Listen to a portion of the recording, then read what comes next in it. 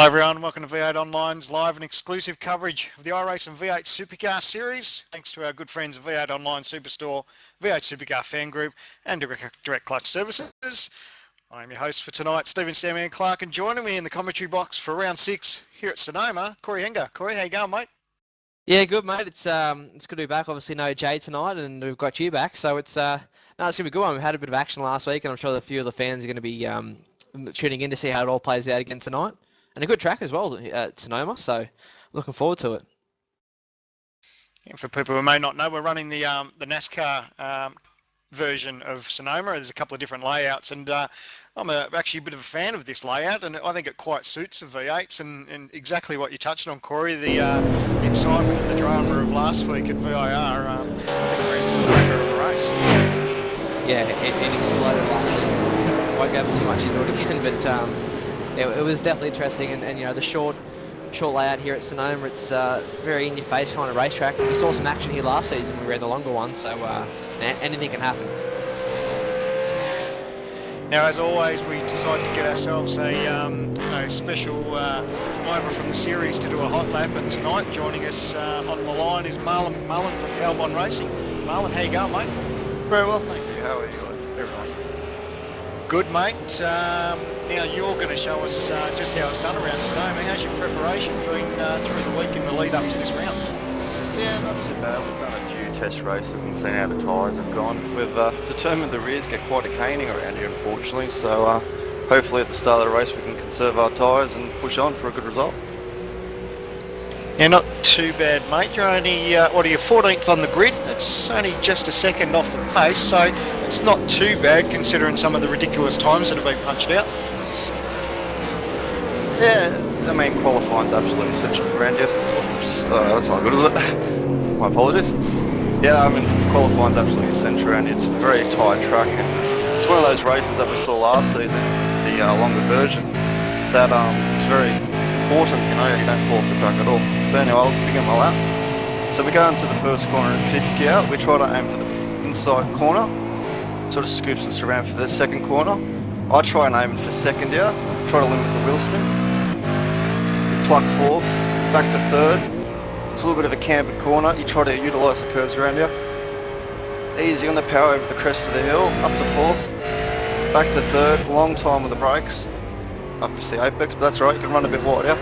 Gentle on the out, on the power out of there. Back to 2nd here. Tight on the brakes as possible. This corner's a bit tricky, you don't want to hit the curb. Nice and easy on the power out of there. It's up to 4th. Gentle on the brakes, sort of keep the line as straight as possible. I pluck 5th just at the crest to limit the wheel spin. Up to 6th here, back to 5th. You want to try and hit the top of this curb and ride it a bit. And heavy on the brakes down here, back to 2nd.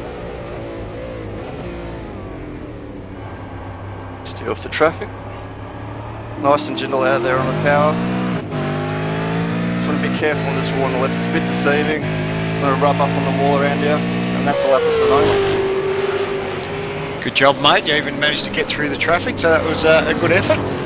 Apologies to the person at the start lap, my eyes deceived with the timing board. Now, in seasons gone by, mate, you've largely run as a privateer. It must be nice to be teamed up with a team with the guys at Powerbomb. Yeah, it's a very nice environment. We all get along very well. And, you know, we're starting to develop as a team. We were about mid to the pack of the season, but you know, we're slowly working on a setup that we're enjoying and starting to find the benefits of this car. It's a big plus too when you've got other teammates where you can bounce ideas, set up ideas, and just those little tips as far as getting around the track that little bit quicker. It does help when you've got a couple of more people in your sandpit to get the job done each week. Oh, but of course, everyone's knowledge is essential, and I take on board and I watch even the other guys in the top split, and I'll watch their hot laps and take them on board for my racing and see how we develop. Now, we're not too far away from the final qualifying session, mate. You got any more up your sleeve as far as the next one, or are you going to use it as a bit of a practice session? I reckon I can pop it at 13.9. I mean, it's lovely saying that, of course, but of course, producing is another thing. But it should throw us a bit up the grid. But we'll have to see how the other guys play out as well. And how do you see this one playing out? It's a tricky little racetrack in some parts. There's a lot of undulations, and cars can sort of break into wheel spin in some parts of the racetrack. And as we've seen, we won't touch on it too much. But last night, that the starts had their fair share of carnage. But how do you think tonight will play out? Just getting off the line as we saw last week, a bit of a mission, but as we know, last night, all the cars squeezing into such a tight corner, and it's a bit of a blind crest and such a huge curve on the inside. It throws a curveball in, and it's one of those tracks where we can see concertina effects happening on the first lap. But once we get through the first couple of corners, you should see some really tight racing, and everyone should be nose to tail. Right, mate. Well, qualifying's about 7 or 8 minutes away, so I guess we'll let you get to it, mate. We appreciate you stopping by and showing us just how it's done around Sonoma. No problem, guys. Thanks for having me here. Cheers, pal. All the best. Cheers. Take care. So there you go. Sonoma's going to be an interesting race. 27 laps. It certainly does produce some great racing, and like I touched on with Marlon, the undulations really does make this place really interesting. Yeah, it's as I said before, it's a fantastic little racetrack, and you go into turn one, and I'm not sure of the exact numbers. I should have probably written it down, but you climb up that massive hill up at turn one, then you sort of drop away, then go uphill again for the chicane, then drop downhill, and it's a great circuit. But one of the things you highlighted was the grid, the start, because it's a bit like a street circuit on that start line, because there's concrete walls on either side of you. It's actually quite compact. So we've seen our fair share of dramas over there through the seasons gone by. The one thing that's interesting too is where these guys, especially the first couple of rows, where they're getting off the line, breaking into a little bit of wheel spin as sort of the green flag drops, and then the guys are almost straight away, they're starting to turn left to get into the turn. So when you're trying to get the power down and trying to crank the car sideways, these cars can start to break into a bit of wheel spin. Yeah, it's I actually think it's probably worse starting at the back. I remember a couple of seasons ago, I signed up for a race without even doing qualifying, and you start on a corner if there's enough cars in the race, you actually start on a corner back at the back of the grid as well, so it can get quite interesting.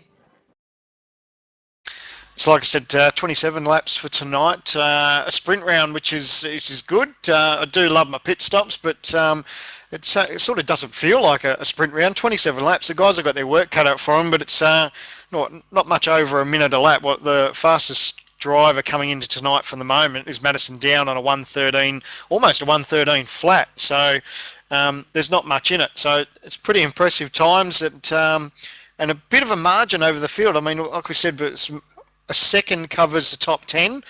Usually it's probably a little bit closer there sometimes, but the guys have got their work cut out for them, I think, if they want to make some really big gains in the final qualifying session. Yeah, it seems to be a trend that happens every time we come to Sonoma. It's that we go on about how the field is normally a lot closer than it is. I think it's one of those tracks that is really hard. It's a very technical, challenging circuit that if you don't have that set up quite right, because you got your slow speed corners, your high speed corners, the elevation of that. If your setup's not quite right, you can lose a couple of tenths easily. And I think, as we've seen in the past, it seems to spread the field out a lot more. And we drove a track last week that was 5-6 kilometers long, and the gaps were actually closer than it is here. So it's definitely a challenging track, and I think that's why the gap in the qualifying times is anyway. Well, we've got some time, still about 4 or 5 minutes away from final qualifying, but for the moment, provisional pole goes to Madison Down. He's punched out a 1:13.027. Adrian Stratford in second place, a 13.326.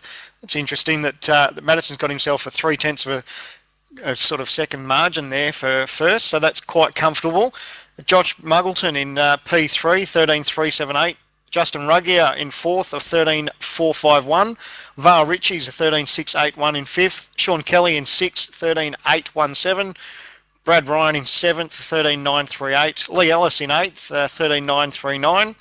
Wayne Tully in ninth place with a 14.013, and rounding out your top 10, Matty Hill, 14.084. So I'm really looking forward to it. It's been a good little racetrack for myself. Done a little bit of practice through the week and took part in last night's racing and really enjoyed it. As far as Sonoma, I think this cup layout really does suit the V8 Supercar.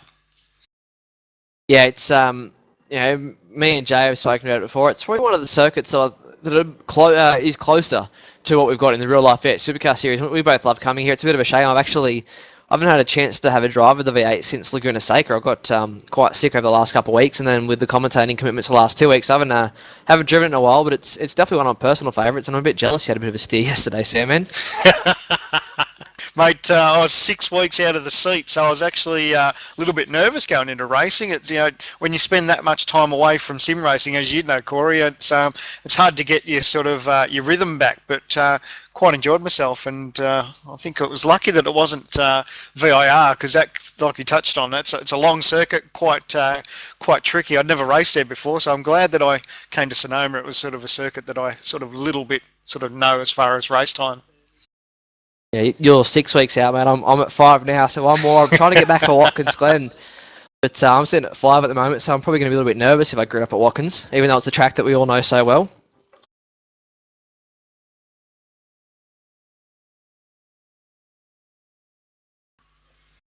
Now, I don't have the... we've got the top 20 there points. I haven't got it with me right in front of me at this stage. I don't know if, Corey, have you got it handy with you, mate? Yeah, I've got the top 20 at the moment. Justin Ruggie currently leading on 1,464 points. This is the overall iRacing points for those wondering. Muggleton in second, Madison down in third, Lee Day in fourth, and Marlon McMullen, after a stellar run at Virginia, currently runs fifth in the championship. He'll be absolutely stoked with that. Fifth place in a field like this is absolutely amazing. And like you said, yeah, we touched on, he's saying as far as that he was running as a privateer, and now, he's running with Powerbond Racing. It does make it a lot easier as far as getting that data. Yeah, definitely. It's we've seen a bit of drama strike with a few guys this season, but Marlon's definitely been consistent. Looking at his run, overall throughout the season, he's had 22 starts to 10 top 5, so he's got a pretty good strike rate at the moment. And that's what you got to do. If you want to go well in the championship, you need to be consistent, get in that top 10 and consistently score the points. I really think that linking up with the likes of Desmond Hallam and Robert Hartley and all those guys at Powerbond has really worked well for him. Looking just behind him at the points, Lee Ellis, P6, Aldridge in 7th, Stratford in P8, Matthew Hill in 9, Michael Fabian rounds out your top 10 currently. Of course, some of these guys have already raced this week where others haven't, so the points can be a little bit up and down. The one thing I guess we've got up our sleeve as far as the iRacing series, that you get to drop a few rounds. Is it 4 rounds, am I right? Yeah, 4 drop weeks. So that's actually coming in soon. Yeah, we're coming up to... We're on round 6 now, and after round 8, so as of round 9 onwards, the drop weeks will actually start to come into play. So not that much longer before that'll start affecting the championship. All right, so we're almost ready for qualifying. There's 37 people registered at the moment. It's always an interesting session, isn't it? We see some weeks where the guys will really take advantage of this and make last-minute adjustments and really find pace, where other guys use it as a test session. So it's quite interesting that some people do actually leave it really late to have a really red-hot go at qualifying. Yeah, we used to always say that, coming to this final session, no one really improves their time, but recently it's been actually quite a common thing. So I wouldn't be surprised when you got the likes of Justin Ruggie there, who's 4 tenths off the pole. I wouldn't be surprised if he maybe grabs another couple of tenths, moves up a couple of spots. But and also, as you said, you got some guys that jump out there on the race setup. I know I'm guilty of doing it before as well, and some people don't really like doing that sometimes, and people do that to them. But it's it's a good way to get out there in a bit of traffic as well with your race set and see how it's going to go over the course of the 20-minute session if you haven't already done a race this week. It's actually something I'd like to touch on with some of the fast guys probably in the coming weeks, as far as what adjustments you need to make to a race car to get it ready as far as changing it from qualifying to race mode. Because I know obviously there's fuel loads and there's tyre pressures, but it makes me wonder if any other guys have got little tricks up their sleeve as far as roll bar settings and that. But maybe we can chat to the guys and have a crack at that and work that out in the coming weeks. Yeah, I'm sure the guys will be keen to share their knowledge. The qualifying session is now open. These guys have 20 minutes. Apparently we'll hopefully have live pictures for you very soon. So what do we think? Madison down, like we said, 3 tenths of a margin at this stage over Adrian Stratford. You think he'd be sitting fairly comfortable at the moment. That's a blitzing time that he's punched out through the week. Yeah, it's a great time that he's done, but I wouldn't call it safe just yet. I mean, it is very fast. But as we've said, the last qualifying session of late has really become this thing where, at least one guy does come out and punch out a mega lap, and Ruggy's done it in the past, and like I said, he's currently 4/10 off, and seems a little bit further back than he normally is. So I'd be surprised if he maybe finds a couple of tenths and possibly steals that pole.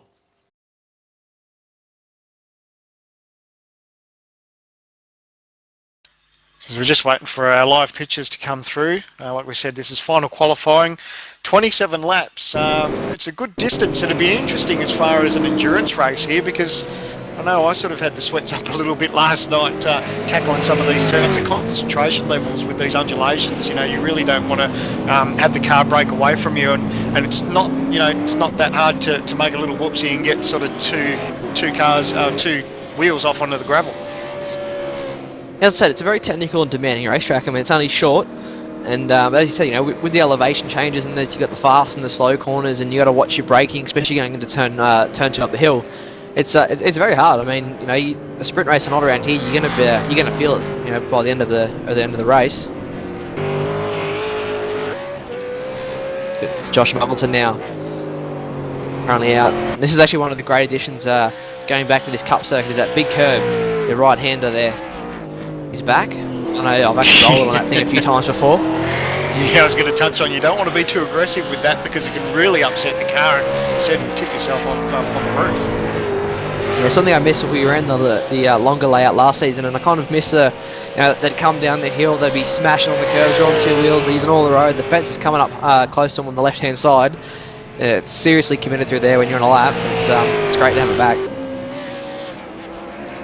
So no doubt Josh Muggleton would be keen to get tonight's race underway after the dramas that he had last week. Unfortunately, getting caught up with all people, his teammate on the start line. That was somewhat amazing. I couldn't believe it when I kicked back and watched the replay that those guys had so much bad luck. But Muggo's showing some good pace, third fastest at the moment. But as I say that, he's just punched it down to 13.854. Adrian Stratford there. Takes a bit of a detour out there in the dirt. Quite a lot around at this racetrack.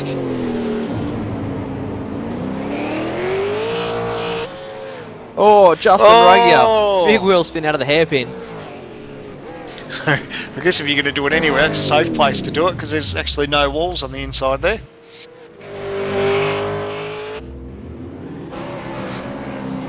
Look who we got on the lap. Looks like a lot of guys out there at the moment. Just cycling up for a hot lap. Got Lee Day now, who's coming around to the start-finish straight to start his lap, I believe. That might have even been to finish his lap, sorry. There's a lot of traffic to this. He's got 3, 4, 5 cars ahead of him there. Done a PB on that lap though, a 14.1. Thankfully that was him finishing his lap, as looks like Sean Kelly, Christopher Osborne, Stratford and Aldridge all just filed out of the pit lane in front of him.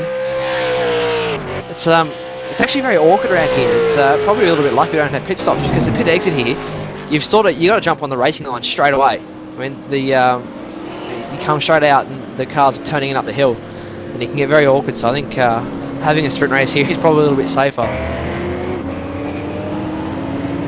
I've had my fair share of moments in qualifying coming out of there. You start coming up the hill and there's someone coming out of the pit lane. You got to take evasive action not to run at the back of them, and unfortunately it ends your lap rather early too.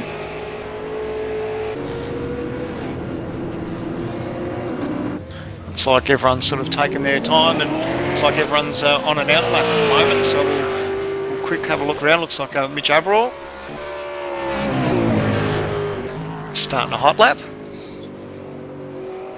Good run through turn 1 and 2 up the hill. Hang out the chicane. Now this, in my opinion, has to be the hardest corners on the racetrack. I always lose time when I drive here. I don't know how some of these guys go so fast. You see him use a lot of curb.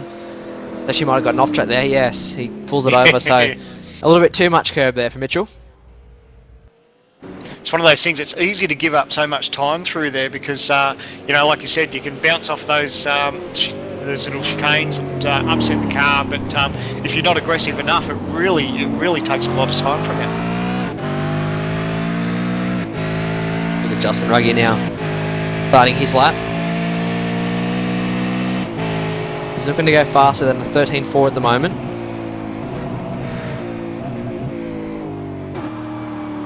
Pretty good run up there, nice and clean through turn 1 and 2. Love how aggressive the guys have to get through underneath the bridge too, because it's easy just to miss your marker, and if you carry too much speed, you can just understeer right out wide and you miss your apex, and that really kills your lap straight from the start. Oh, he's sideways. Oh, he's in the fence. That'll be a lap over. Yeah, we were touching on that. That's just, you can see Justin just going over that ripple strip, and that really upset the car, and then that was it, all over. Yeah, as you know, once you bounce, he's lucky he didn't touch the inside curb. Once you bounce over those curbs there, and I do love it. Once you bounce over it, the you know, that wall on the outside comes at you so quickly. You got to try not to rip the car and turn and rip it into oversteer, but you don't want to hit that fence either, so it can get quite interesting. Notice down, a bit of practice starting there after last week's little dilemma. Make sure he's got it in gear this time. He was just waiting for a mate, wasn't he? Yeah, his mate right behind him, but unfortunately straight into his boot. There's some interesting photos I saw posted all over Facebook with that start line incident. Some good coverage for Tats.com out of it. I'm sure it's not the kind of coverage they wanted it, but anyway. Yeah, we're just looking at the back of Tats cars. I'm looking roughly about where Josh Marverton would have hit Madison, and I think Sim Instruments and Tats.com are in the prime spots. They wouldn't even need to repaint that thing.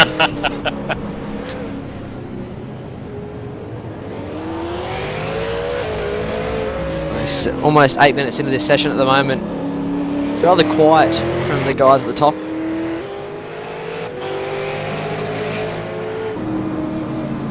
Josh Marverton pushing really hard at the moment. I was trying to see if anyone's on a hot lap, and I think he's the only guy that'll be out there surely right now on one.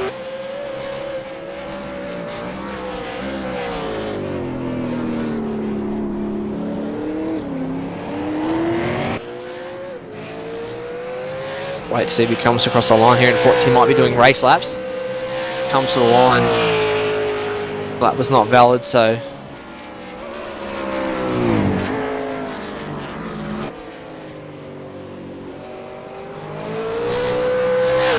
Madison down, starting his lap. Just ahead of him is Justin Ruggier.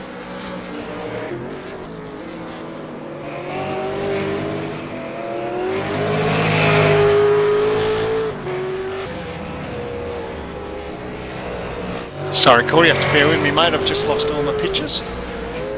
Yeah, I'm just watching Justin there. He had a big moment. His lap's over. Madison down there, just behind him. He's wide, just misses the tyre wall. I was just admiring how these guys go so fast in this car. It just looks so controlled and so smooth. And every time I jump in this area, I just question how they do it. Madison now smashing the curves.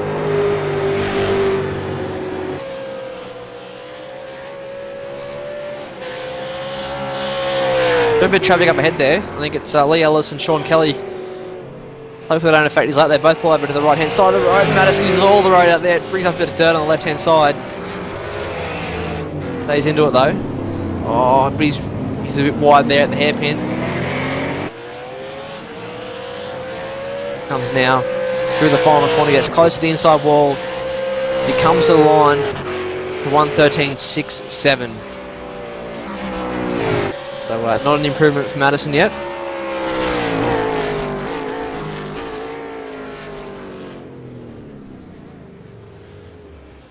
Who else you got out there at the moment? Marlon McMullen. Get our hot lap for us tonight.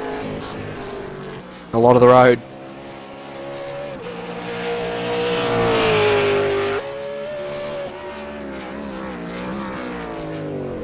The hairpin now. He's got to watch those tyre bundles. Look at that.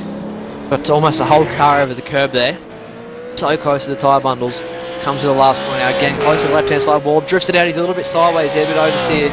Comes to the line to 14.3. Said he could do a 13.9, so he's still a bit off what he wants to be. It's interesting that the guys talking about the hairpin there, that there's been, I don't know if it's psychological or what it is, but there's some drivers that think that the closer they get to those tyre bundles on that last hairpin, they reckon there's just that little bit more grip there. So it's been interesting to see just how close some of the guys get. Well, that's a new one. Never heard that one before. Yeah, well, a bit of a discussion I heard last night in a couple of the races there, so I thought it was quite interesting.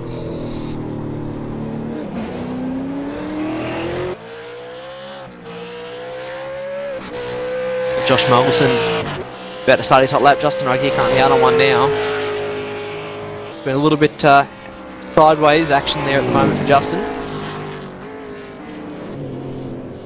He's really pushing. He wants to, as I said, a couple tenths he can jump onto the front row.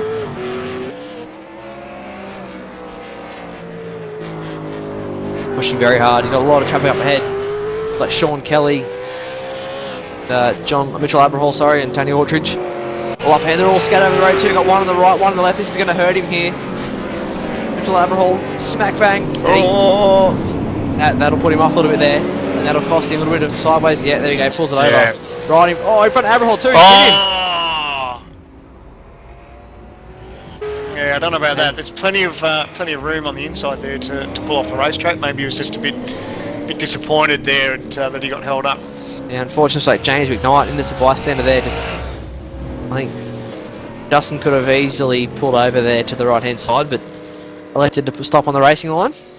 Made a little bit of frustration. Lead A now.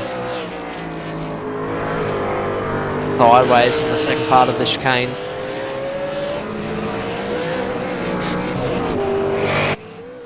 Sideways again over the ripple strip. His fastest time for the week, 1:14.387, sitting up in 19th position for lead A, so see what he can do. There we go, yeah, just have a look at his times now. He's done a 14.119, so he has improved in this, that's good. I think he's got his drama here. I heard him, he was trying to, sound like he's trying to shift up there and it wasn't pulling gear. I'm not sure if it's a drum with his wheel or if he's just playing around, but his lap's over. Actually, that'll jump in from 19th to 12th, I believe, on the grid at this stage, so nice little jump there. Adrian Stratford at the moment. Oh, he's wide. That was all the curve there. A millimetre more to be around in the dirt. Misses the apex a bit though on the right hander. But we've got Tony Autry just stepping out of the way. Oh, look at that thing move around under brakes. Gets to the hairpin. Runs a little bit wide. He carried a lot of speed into that one. So his fastest time for the week, 13.326. So he'd be hoping to improve on that. 13.5. A little bit off that still. Oh.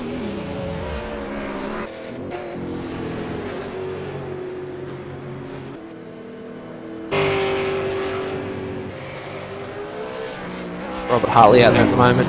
Starting his lap. A little bit quiet from Rob so far at the start of this season compared to last season. Yeah, he was a real contender. Oh, not saying that he's not now, but yeah, he was very strong last season, and not sure what's going on. Just trying to see where I've got him on the timesheets at the moment.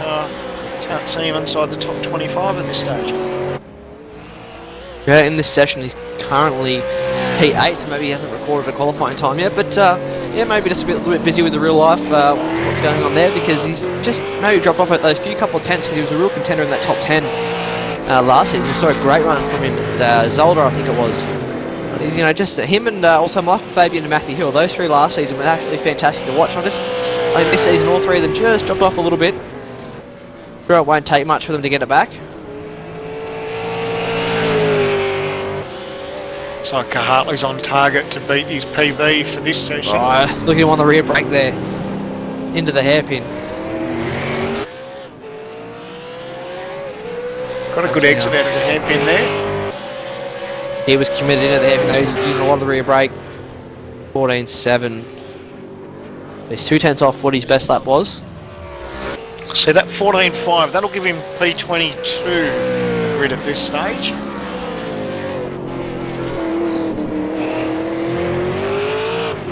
Chris Osborne currently last in the session to record time. Bit of an up-and-comer in the Grand Am series and one of the real dominant forces that we've seen since we started broadcasting this year. So I think it's the first time we've seen him back in the V8 Supercar since the Grand Am series got up and going.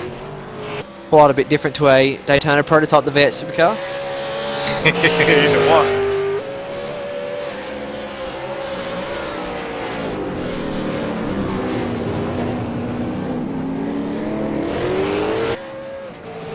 Comes out of the hairpin now. Currently done a 16.8. in this session, comes to the line and does a 16.2, so he improves his time. Still last in the session currently though. I'm unsure if he's already done a lap so far this week. 16.5 minutes into the session, so not much longer to go now, and still no changes in the top 4. Oh, he's having a big moment then. Oh, he held on to it too. Nice save. We'll lap over now though. He pulls over in the car park. He's having a red hot go. Nice and committed. I think he knows that there's more time in it, but just hasn't been able to punch it out at the moment. But like you touched on, Corey, we've got about 3 minutes left in this session, so he's got enough to get out and have another go, and if he makes a meal of it in the early part of it, he can get out and go out again. So in the closing stages of final qualifying for round 6 at Simona, and yeah, it doesn't look like too many people have bothered the timesheets at this stage. As I said, the top 4 I know for a fact haven't, the top 4 in this session, none of them have improved their time. There is still enough time to do it though. I believe it was at Zen a couple of seasons ago. Justin Ruggie set the new lap record, I think with 1 or 2 laps to go in the qualifying session, and stole the pole. Who's on a lap at the moment? So I've got Marlon McMullen on screen at the moment. He's having a red hot go. Bounce over the curb, that's the lap over. Yep. Too much curb on the inside. It's easy to do though, isn't it, Corey? Because it is a bit of a blind section when you start to pop up over that crest. Yeah, it rises up so much, and you've already got the car in hopefully the right position, because you've got to turn left going downhill, then it goes uphill, and like I said, it's a corner I've never really got my head around that one, because I always seem to lose time there. But it's I don't know, you go too wide, you fire off the racetrack, you don't go, you take too much curb, and you just bounce and lose so much time. So it's I've never been able to get it right personally, so I know how Marlon feels after that one. But Justin Ruggie now on a lap. On board with Robert Hartley at the moment. The gyro cam around here is actually very interesting to watch.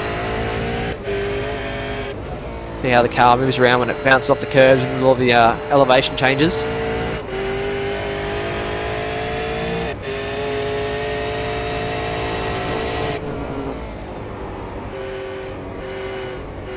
A bit wide there. Run a bit wide, yeah. I was he's on just the going to dirt. say, looked like he was starting to understeer a little bit, because you try and get on the throttle as early as you can to carry that speed into the hairpin. And unfortunately, it just caught him out. And I could hear the throttle. He was on again, off again, on again, off again. So he was trying to get into it. Less than a minute to go in this session now. Justin Ruggie improved his lap time, but not his position.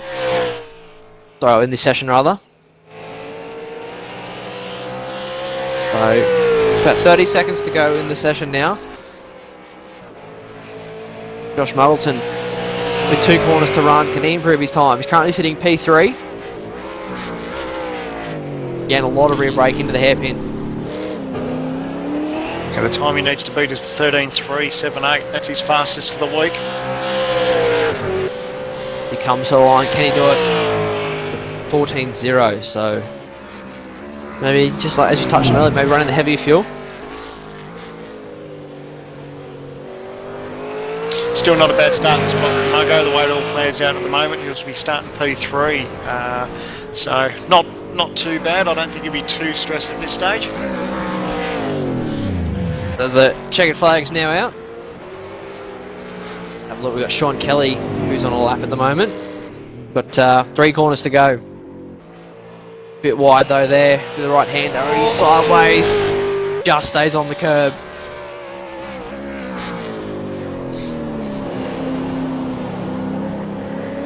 Look how a bit of oversteer at the low speed. Back and just wants to step out on you. Currently yet to set a time in this session. He comes to the line to 13.9. Just off. I think that will almost do qualifying, I think, at this stage. We'll just see if there's anyone else. I think that's Chris Osborne and Dale Niche. They're pushing on. So I'd have to assume that they're, and Dave Oliver. So I wonder if they've got around to the checkered flag for one more. They're all three of them drifting out of the hairpin there. Osborne sideways, having a bit of fun. Dale Niche come to the line. He does a 15.4 for Dale, so that's improvement in the session. And that is qualifying over. So for this session, Justin Ruggier punches out a 13.503. No improvement on his overall time for the week. We'll quickly run through the results for this session and then we'll touch on final qualifying results. It's Justin Ruggier over Adrian Stratford, Madison Down, Lee Ellis, Josh Muggleton, John Latham, Sean Kelly, Lee Day, Tony Autridge and James McKnight is your 10. Wayne Tolley, Mullen McMullen, Mark Peter Dean, Mitchell Abril, Robert Hartley, Wayne Hewitt, Dale Niche, Dave Oliver and Christopher Osborne for this final qualifying session coming into round 6 at Sonoma. We'll just wait for the qualifying results to refresh and we'll give you the starting grid for tonight's race.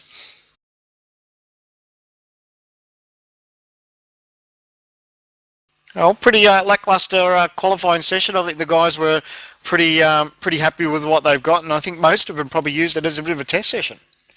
Yeah, I mean, I said at the start of qualifying that we've seen a couple of guys start to improve their times in that session, but none of the heavy hitters seem to in that one. Looks like the qualifying times, by the way, have updated now also for the overall week. So Madison Down will hold on to his pole with Adrian Stratford second, Josh Muggleton third, and Justin Ruggier fourth. Val Richards in fifth. Ellis sixth, Sean Kelly in seventh, John Latham moves to eighth, Brad Ryan in ninth, and Wayne Tolley rounds at E10. So not much movement there in the top 10 after that session. No, yeah, like I said, sometimes it does play out, but I think the guys have got what they've got, and they're all sort of thinking about the race ahead. 27 laps for the guys for round 6 of the iRace and V8 Supercar Series. We're going to take a short break, and we'll be back in about 6 or 7 minutes' time with all the action for the start of round 6 at Sonoma Raceway.